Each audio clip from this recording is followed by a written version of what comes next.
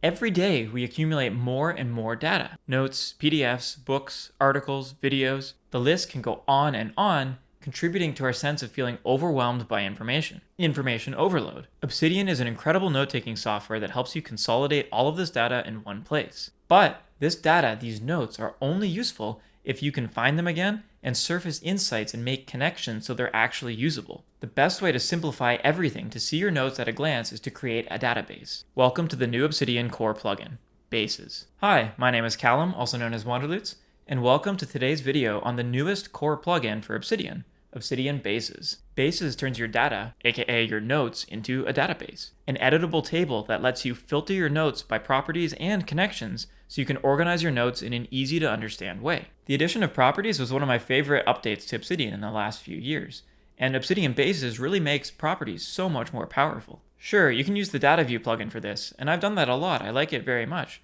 but this does require you to use a separate plugin, which some people don't like, and learn how to use the search query syntax, the Dataview code, which many people find very difficult to do. Bases brings the power of Dataview to everyone in a much more accessible way, though there are some limitations with the Bases plugin as compared to Dataview that I'll get into more later in the video. Bases also solves one of the biggest problems that people have when considering switching from Notion to Obsidian, that the tables in Obsidian are hard to use and not editable. I could see this single plugin, Obsidian Bases, causing more people to switch from Notion to Obsidian than any other feature. In today's video, I'll introduce the new core plugin, Obsidian Bases, showing you how the files are formatted and what that means for future-proofing your notes. Then, I'll show you how you can get access to Bases and set up your first base. I'll walk through my favorite key features of Bases and why I'm so excited for this update to Obsidian. Along the way, I'll give practical examples, showing you how you can use Bases to organize different tables and inboxes, similar to Notion or Dataview. Throughout the video, I'll also make comparisons to Dataview and Notion so you have a better idea on the pros and cons of Bases. Finally, I'll share the roadmap of Bases from the Obsidian team so you can see where this incredible plugin is headed.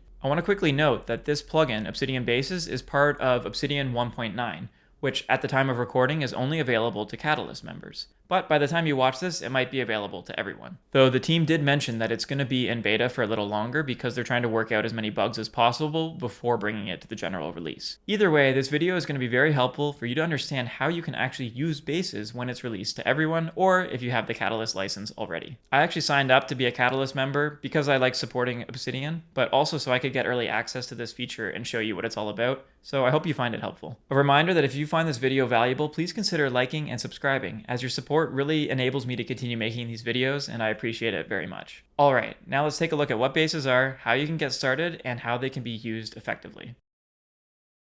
If by the time you're watching this video, 1.9 still isn't available to the public yet, you might need to get the Catalyst membership, which gives you early access to version 1.9 and all future early access features. So I actually decided to get this for the first time. I've been using Obsidian a lot. It provides me with a lot of value, so I was happy to support the team by buying a Catalyst license, which costs $25 US. That gives me early access to everything.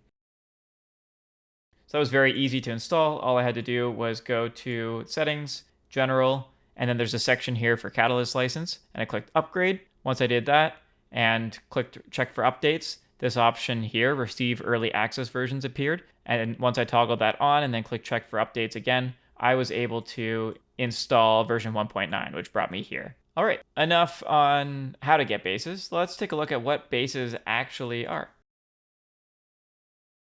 So Bases are a new file format that produces tables, with other types coming soon. The key thing that I'm excited about is that it's done entirely in the YAML, which is the same as what these properties are done with. So that makes it compatible with Markdown files, and it should, in theory, allow other platforms, other Markdown interpreters to understand what Bases are and then display it. So it's kind of a form of future-proofing your notes, or the YAML, and it's allowing Obsidian to interpret a base file in this table format. So what do I mean by that? Well, if I go over to an example note, my book notes on Tiny Experiments, which is a book I'm reading right now by Anne-Laure Lecomte, you can see that there's all these properties here. And if I wanted to add a new property, I could just click a button and I'd be able to very easily add a new property. But what's actually happening here, if we open up the source code on the side, is you can see that there's these three lines here at the top and the bottom, and all of the properties are displayed within here. So this is the markdown version of what's being displayed as this property list. Bases are basically the same thing, where it can take all of this YAML, this front matter, and convert it into a table format like this. So effectively what it's doing is it's turning your entire note base into a database. It's taking all of your data, all of your individual notes, and it's converting them into a database. So for example, I have all of these notes here in my Obsidian vault. There's about 5,000 notes here. And for me to go through and try and find information about each one can be kind of tedious. That's why it's nice to have the properties here, because then I can go search by, for example, tags or by book genre. And it makes it a lot more usable to have this metadata associated with my note. So the Bases plugin basically allows you to take all of these notes from your knowledge graph and display it as a single table, which I'll show you more how to do this in a moment. If you're familiar with Dataview, or if you're coming from Notion, this probably sounds very familiar. So I'll walk through how Bases compares to Dataview and Notion in a few minutes. But now let's take a look at how to get this set up. So the first thing you have to do is, once you've installed the latest version, 1.9, whether through Catalyst, or once it's available to the public, you can go over to Core Plugins on the side here, and you can see that there's now a section for Bases. So you just have to toggle that on. And by doing that, I can now press Command P and search for Bases, and now there's an option to either create new base or insert new base. So creating a new base will generate an entirely new file, whereas inserting a new base will insert a new base file that's been embedded into the current note. So let's start by creating a new base. I just click Create Base, and basically what that did was it just took all of the files in my entire vault, and it just created a new base for it. That's wild. There's 5,000 notes here, and it just popped up. That's honestly very quick. That's incredibly fast. For example, if I was to try to do that with Dataview or with Notion, it might crash my Obsidian because it just would really struggle to handle that many notes. This is one of the best features of Bases, is the speed and the fact that it's ingrained within the Obsidian ecosystem itself, rather than having to use an external plugin. And there we go. We now have a test base set up. But this isn't very useful. We want to make this much more functional. To do that, we're going to have to tap into some of the other features from Bases. So let's take a look at the key features. The main feature that I'm excited for is the fact that you're able to filter by property.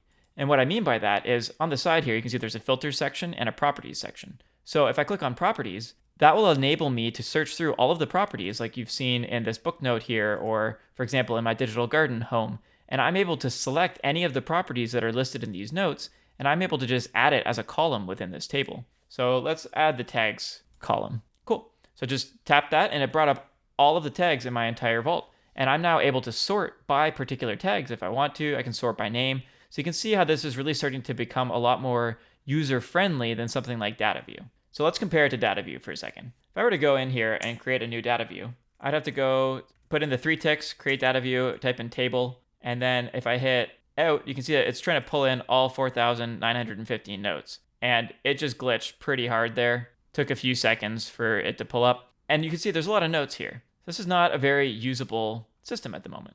So I'd have to go in here and I'd have to try and add in an additional column. So I'd have to add in the tags property. But it's not as simple as just typing in tags. You can see that just causes it to fail. There's a particular syntax, a particular organization that you have to do in order for Dataview to work properly. So if you don't want to get into Dataview queries and learning how to do that yourself, which is most people, it's a lot easier if you could just go over to here and just click a button and add tags, and boom, there it's added as a column. This is where we get into what's called syntax. So if we go over to the Bases section for a second on the Obsidian help page, you can see that there's a syntax here. And basically what it's doing, and this is what I was mentioning with the YAML, it's able to pull in all of this information and generate that source code for you by clicking the buttons in the table. So Dataview, you would have to go in and type all of the syntax yourself in order for you to produce that table that has the view you're looking for. But with Bases, we can just click buttons and add properties. And even more important, we can filter by properties. So let's say I wanted to make it easier for me to find all of my books inside of Obsidian. Well, I could go over to my source folder and I could go to my book section and I have a list of all of the books here. So I could go and code a Dataview table, or now with Bases, I can just go to my table. Maybe I'll call this book base, go over to filter, and now I can say where property, like this tags here, contains, and it just has a list of all my tags properties, hashtag book. I click on that and instantly this entire table is filtered by all of my notes that contain hashtag book. And you can see all of the other tags as well. So this is where we get into the ability to add a lot more information. Like I could, for example, add another property. I could search for genre, like I mentioned before. And now I have genre, and I'm able to see the genre of all of the books. And you can see that I have a lot of books that I haven't added information to, and I'll get into how Bases actually fixes that in a really powerful way in a second. But another major feature is that we can change views within the same table. I can go and I can add a view, for example, nonfiction view or fiction view. So I can click on the filter section, and you can see that there's an option here for all views or just this view. So because I just clicked add view here, and I'll click add fiction view, you can see that this creates a table that's not very filtered again. But if I go back to the main table, which has these filters here, I can go to filter, and you can see here that this filter that I had applied for tags contains book was only applied to this view. So if instead I went in and added tags contains hashtag book, this applied that filter that was just on the main table to all of the filters. So you can see here, the same filter has been applied to the nonfiction view as well. Oh, and I think I also need to go over to the fiction view and turn on property tags for this one and property tags here. Add the book filter. So it looks like that's actually glitching a little bit. I should be able to apply that specific filter, the hashtag book, to all of the tables, but that hasn't worked quite properly. So keep in mind that this is still in beta as I'm using this. That's partially why it's an early release. But in the future, I would be able to create a table and then apply a filter to all of the different views or just one of the views. And for example, if I'm in fiction here, I could say where tags property includes fiction. And now this is going to filter by all of the books that contain fiction. And you can see that, for example, I have a book called Finite and Infinite Games that has both fiction and nonfiction. That's just because my book source template has both of those by default. But that is a nonfiction book. So all I need to do now, and this is a really powerful feature of bases as compared to Dataview, I can just delete the fiction section. And that removes the book from here. And now if I go over to nonfiction and add another filter, put where tags contains nonfiction, it now only pulls up the books that have nonfiction in it. So again, that just makes it really easy for me to go in, and I can go to my fiction section, be like, oh, Life of Impossible, that was fiction, so I'm going to toggle off that nonfiction section. The Fountainhead, that was nonfiction, so I'm going to delete the fiction section. And I'm able to go through and just prune my database. And the cool part here is, let's say I go over to the extended mind note for a second. So you can see here I have all the properties, that YAML, and I have all the tags just from my default book source template, fiction and nonfiction. If I go back to the book space and I find the extended mind, I can delete the fiction section. And if I go back over here, that's actually deleted the property, the tag from the property of tags.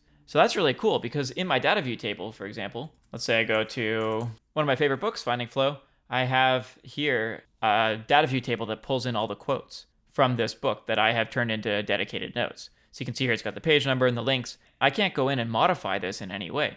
I have to go in and modify with the code directly. So the fact that I'm able to go in here and find specific tags and just delete them and modify the properties from within the base view itself, that's honestly really powerful. It makes it very easy for me to go and just batch edit a whole bunch of notes all at once. For example, founders at work, I can just go and I'm just cleaning up and improving the organization of my whole vault right now. That's pretty cool. So we're able to modify those properties from the table itself, which is a pretty big feature. And I actually just realized this as well, but you can go in and you can click and you can drag and you can move the columns around.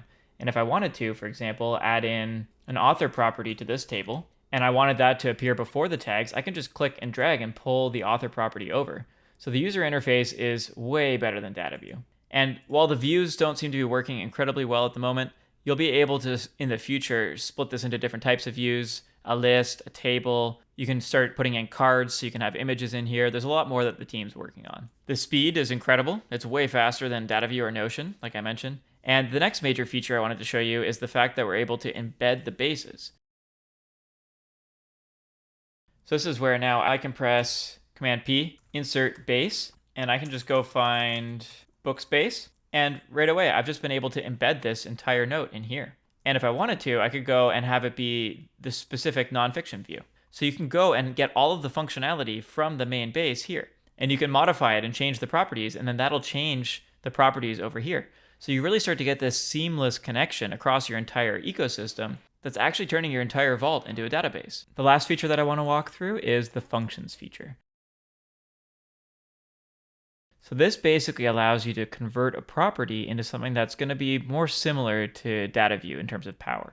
So if I create a new table here and I go over to property on the side, rather than just adding a property that already exists, I can click add property at the bottom, and that brings up the option to include a formula. So this is where I can call this perhaps function test, and I can type in a formula here. If I go back to the Obsidian help page, there's a section on the side here for functions. which basically allows you to manipulate data from properties in filters and formulas. So you can pull in related properties. For example, one of my favorite use cases of Dataview, if I go back to this book note on finding flow that's in my digital garden, I have a table here for atoms, which are my single concept notes. They're individual research concepts. And you can see here that I've got a list of all the links. This is pulling in specifically how many files are linked to that particular note as links. But what's interesting is down at the bottom here, I then get into molecules, which is my linked concept note. It's kind of like a permanent note in a Zettelkasten system, where I can take multiple of these concepts and try and tie them together in original thinking, like this algorithm for finding flow channels. And what's cool is I can pull in specifically all of the atoms, all of the source notes that I linked to this one here. So if I open up this algorithm, you can see that Feynman's favorite problem is listed here, Feynman technique, 3 elements of flow. And this one here pulls in specifically, brings in the atoms that came from this particular book related to that particular molecule. So that's something that's a little bit more complicated, and I wouldn't exactly know how to do that here.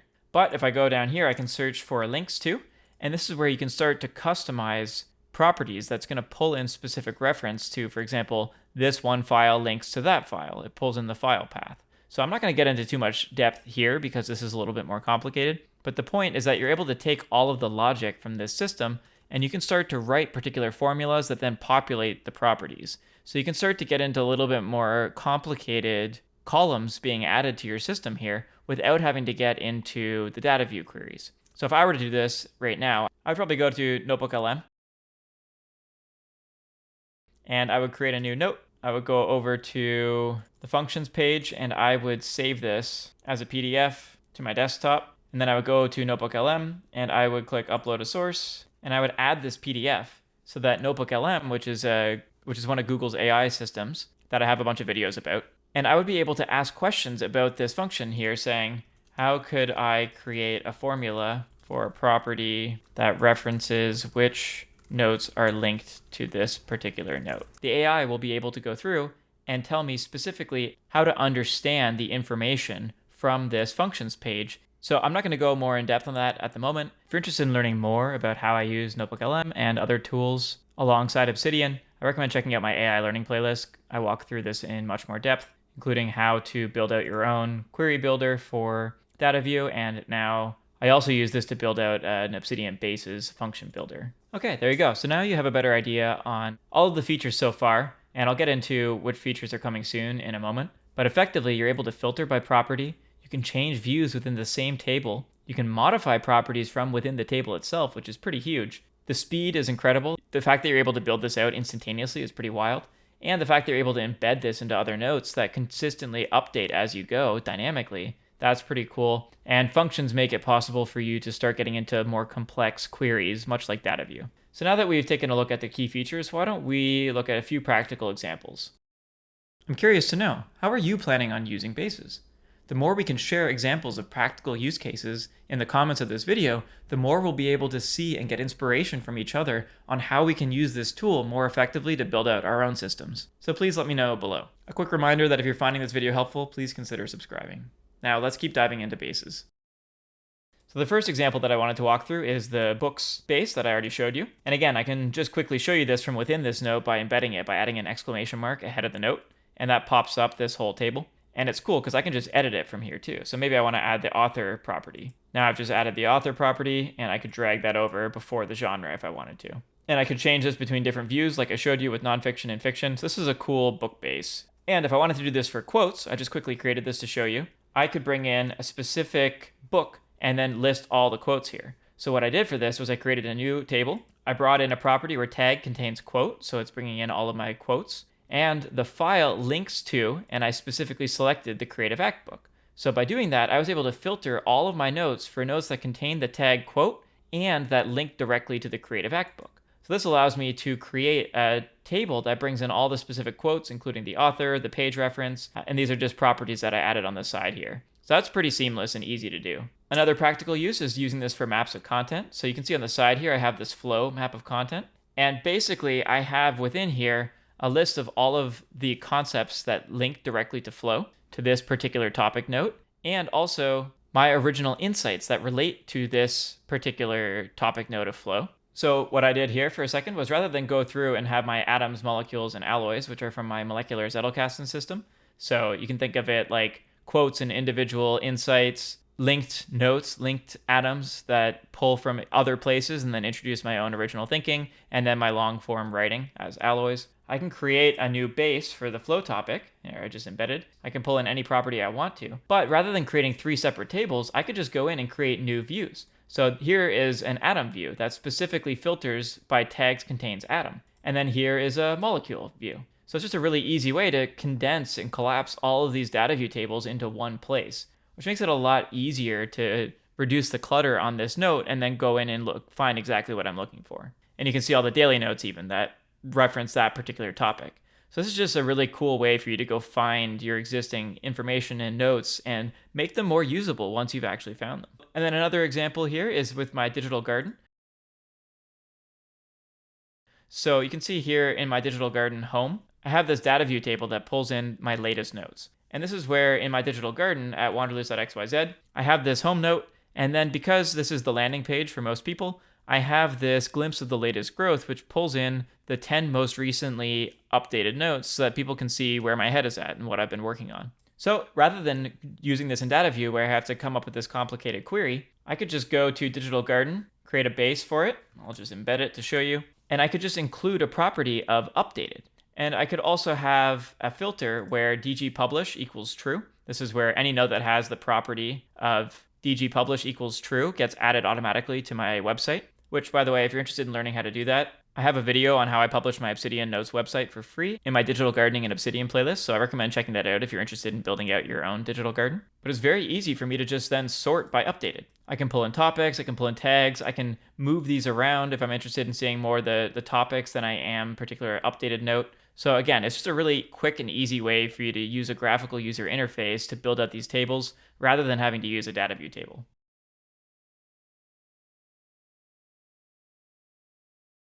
And then the final example that I could see this really being useful for is a project. I could create a project base. So let's create a new node here, insert new base. Let's open this in a new tab. I'll call this projects. And as a better example than just projects, I can bring in tags contains YouTube. So maybe rather than just projects, this is actually my YouTube video list. And you can see here that I could pull up all the statuses. So I could sort this by status to see which ones are published, which ones are unpublished. I could create a new table where I add a view here and I filter it specifically where YouTube status equals published, and this would pull up all my published notes. So you could do this for work in progress, unstarted. You could use this to manage all of your projects. That's another key use case that I see for bases. Okay, so I hope that gives you a bit of a practical overview on how this could be used in a few different ways. Honestly, my recommendation is just to start playing around with it yourself. I would say try and take some of your existing Dataview tables and then convert them into bases and see what you like about that or what you don't like.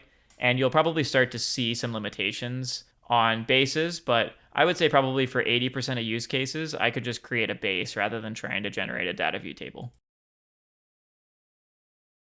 So I've already kind of shown you a bunch of different reasons that Dataview might work in some cases, whereas bases works in others.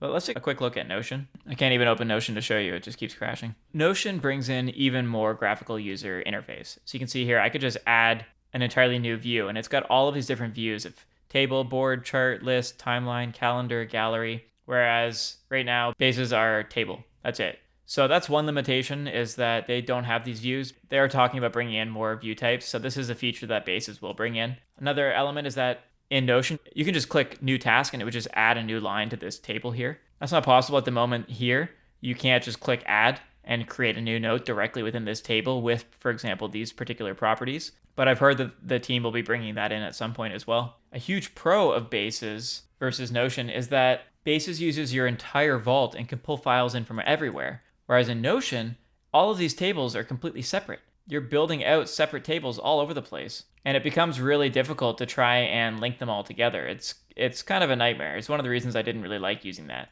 So it's nice that with bases, it starts off by pulling all of your entire vault into that single base, and then you just filter and filter and filter to reduce it. Whereas Notion, you have to start by adding specific things in as you go. So it's kind of like the opposite approach. And then Dataview, like I mentioned, has the ability to do a lot more complex queries. You can also get into the JavaScript section of Dataview where you're able to do all kinds of custom code here. So there's a lot of customizability that you can bring in with Dataview that you can't do with bases. But I think for 99% of people, what they're looking for is what bases can already give you. So I'm personally excited to keep diving into it more because I think it's going to streamline my inbox creation, my ability to build out projects like my YouTube videos, keep track of my writing as I work on writing more on my blog. So I think that this is going to be a really great update for a lot of people, and I hope you can try it out soon. Now let's just quickly take a look at the coming soon features.